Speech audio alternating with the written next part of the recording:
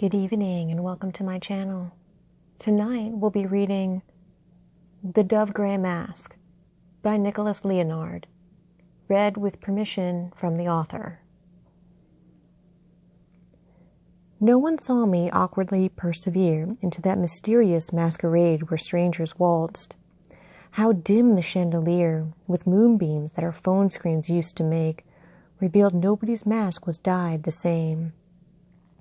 But when I saw each couple's visards matched and felt the pigeon velvet on my face, I knew I had to find the dove grey mask. I saw the orbit of a yellow pair, their matching yellow mask parallel, and in the dance their eyes maintained the stare. As bound as nuclei inside a cell, they linked though nature said to part themselves. I knew that yellow couple wouldn't crack as they into the masses carouseled, into the crowd without a dove grey mask.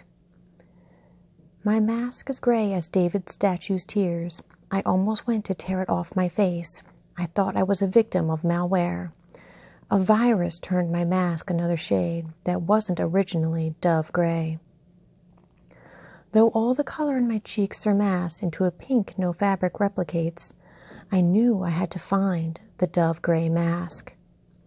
And in embarrassment, some hope appeared. What aurora borealis was made inside the ballroom's stained glass thermosphere.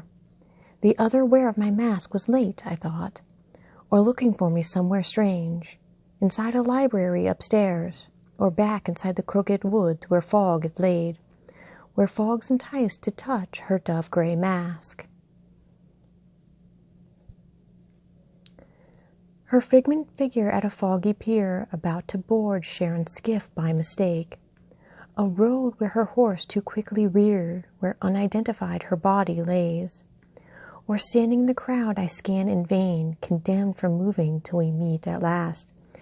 Condemned and angered by a cursed bouquet, and angered by the numbing dove grey mask. And so I entered, overly aware, into the living music box. A man adrift inside its ballerina gears, who didn't have someone to take his hand. A man who ambled forth as others danced, a sorry hand on the small of their backs. Oh, that was such a gradual advance. And still nobody wore the dove grey mask. I was the meteor these planets shared, and played their merry game of tennis with. My tennis ball hearts dribble weakening, my mask as pale as moon when day begins. The crowd ignored me in the room's axis. Beneath the phone screen chandelier, entrapped, I felt the desperate slowness when I blinked while I tried to find the dove grey mask. My lostness ended on a set of stairs, and there I knew my search would escalate into the corridor beyond the stairs, into the corridor where portraits hang to tease their stranded guest. The ballrooms wake like tides against the bottom steps, splish-splash, while I made my tech-tech pace to go and try to find the dove grey mask. In this black hole the other world premiered, a trail I hoped my other half had made. In darkness, candle was cologned the air, for previously it seemed they lost their flame to taciturny lips. The wicks exchanged their lights to taste the air her lungs dispatched.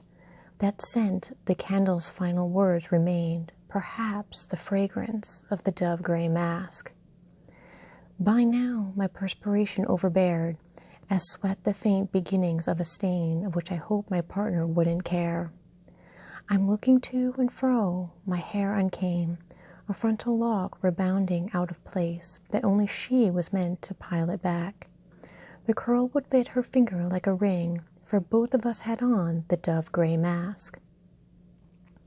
Into a library I pioneered, a room where wooden bookshelves made their maze, and though the woodwork trees had shaved their beards, I smelt 1,000 novels aftershave, and not my partner's blown-out candle musk.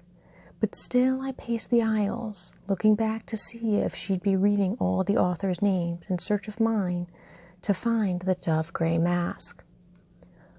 Onto a greenhouse balcony I veered, a school where hostess scribbled down essays. It made me feel transported back in years, a student searching for someone who'd play with me, for summer was coming too late.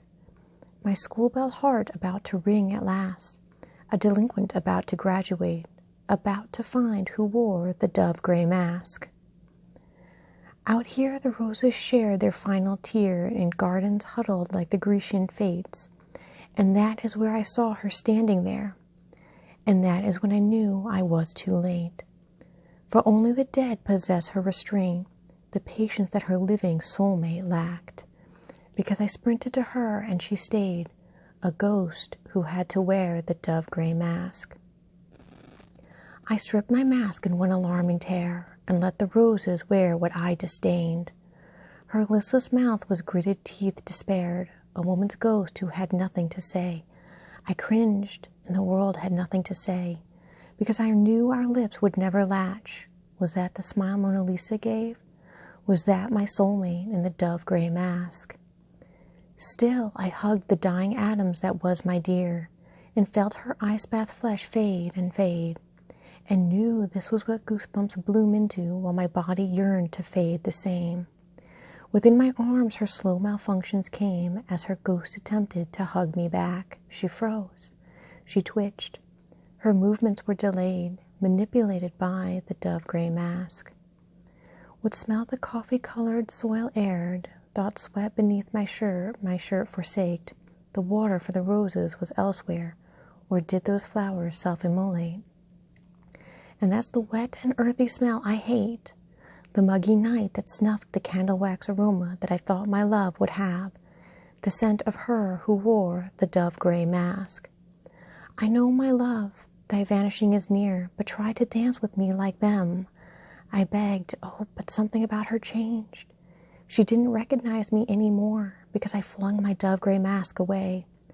A lunge, the only move I would perform, the first and final choreography, and all that was left was the dove-gray mask. On both my knees, on where she disappeared, I bowed my head, a shower of the flake she used to be, resolving in my hair that she was meant to push back into place. I knelt within my love's snow globe remains, her puzzle pieces falling faint as ash that was the dreaded noir shade, that was the color of the dove-gray mask. Thus ends The Dove-Gray Mask by Nicholas Leonard. Do check out the description box for the author's socials.